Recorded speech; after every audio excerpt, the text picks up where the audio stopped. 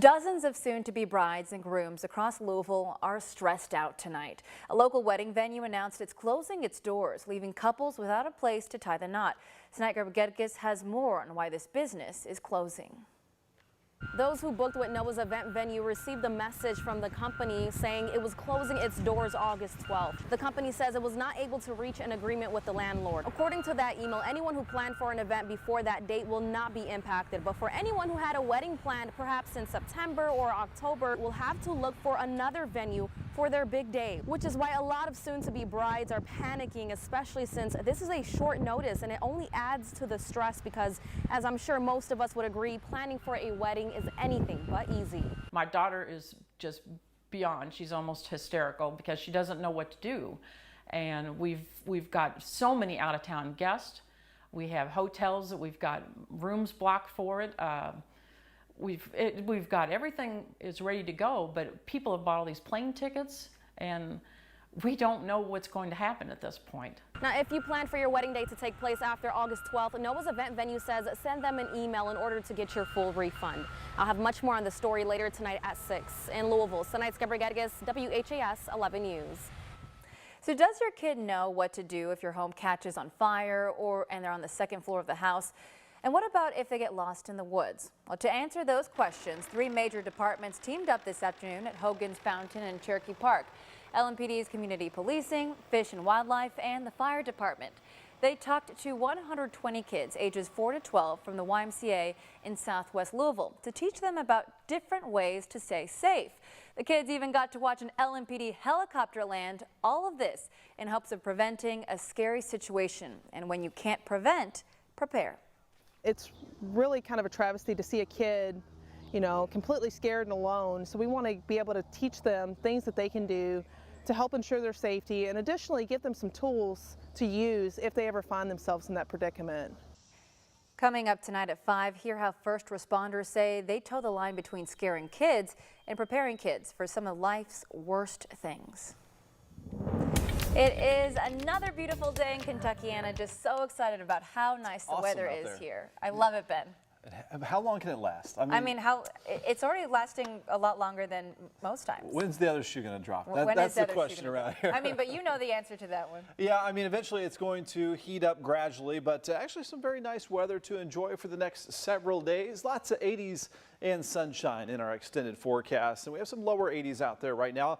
Currently at 83 degrees at Louisville's Muhammad Ali International Airport. The humidity is low again at 34%. Just a few of those fair weather cumulus clouds out there. 77 in all locations. That's the key, is staying in the area of high pressure. The city, outlying areas in the 50s. Kentucky lawmakers passed a pension relief bill and sent it to Governor Matt Bevin's desk today for final approval. This afternoon, the Senate voted 27-11 to pass the bill on the final day of a special session that began last Friday. The House narrowly passed the bill yesterday after a more than 3-hour debate. The bill is aimed at helping quasi-governmental agencies like regional universities, county health departments, and rape crisis centers. The special session cost taxpayers about $66,000 a day. Chris Williams will have a wrap-up of the special session tonight at 5:30. I am not making any judgments or offering opinions about the guilt or innocence in any pending case. It is unusual for a prosecutor to testify about a criminal investigation, and given my role as a prosecutor, there are reasons why my testimony will necessarily be limited. That's just a piece of what former special counsel Robert Mueller had to say as he begun the second part of his testimony today. Back in May, Mueller explained to the press that his report would be his testimony and that if he was called to speak under oath to a congressional committee, he would not be saying anything more about investigations on the Russian meddling in the 2016 election. He says everything that he'd be willing to say is already in his report. But despite that, some members of the House Judiciary Committee and Intelligence Committees have spent hours preparing for his appearance. The Mueller report is 450 pages long. Mueller found that Russia used social media and hacking to try to hurt Hillary Clinton's chances of winning and to help President Trump. There were many contacts between the Trump campaign and Russians, but Mueller's team did not find sufficient evidence to charge anyone in the campaign with a crime for this. Despite the president's many denials on Twitter and in news conferences, Mueller stands by his findings. And when Donald Trump called your investigation a witch hunt, that was also false, was it not? I'd like to think so, yes. Well, your investigation is not a witch hunt, is it? It is not a witch hunt. When the president said the Russian interference was a hoax, that was false, wasn't it? True.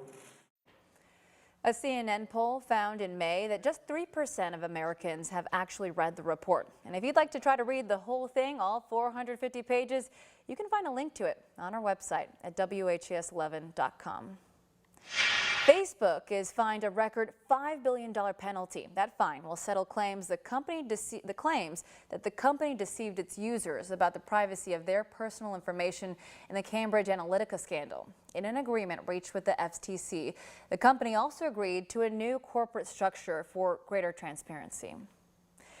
A manhunt is underway right now in rural Canada. 2 teenagers went missing earlier this week, ages 18 and 19 years old. But now police want to do more than just find them. They want to question them as suspects in the killings of 3 people. In those cases, a young American couple was found dead off the side of a highway, and another man's body was found hundreds of miles away next to the teen's burnt-out vehicle. ABC's Maggie Rulli has more.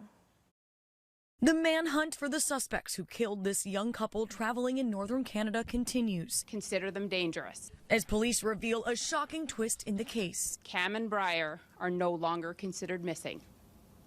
The RCMP are now considering Cam McLeod and Briar Schmigelski as suspects. 19-year-old Cam McLeod and 18-year-old Brian Schmigelski originally feared to be missing after their camper was discovered torched on the side of a highway in Canada on Thursday with an unidentified burned body nearby. Schmigelski's father spoke to Czech TV 2 days ago. They're just kids on an adventure. Like, they're good boys. Those 2 boys are still out there.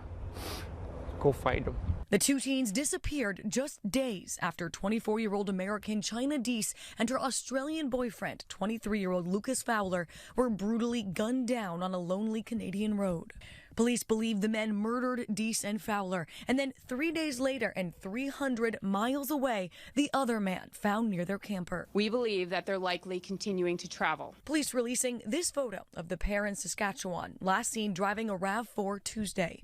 They now tell ABC News the teens may be in Manitoba, nearly 2,000 miles away from the murders. Deese's heartbroken brother spoke with GMA overnight, saying all he wants appearances in the investigation. Maggie Rulli, ABC News, New York. In Puerto Rico, the pressure is starting to get to the people up top. One of the governor's top aides stepping down. It looks like someone hit the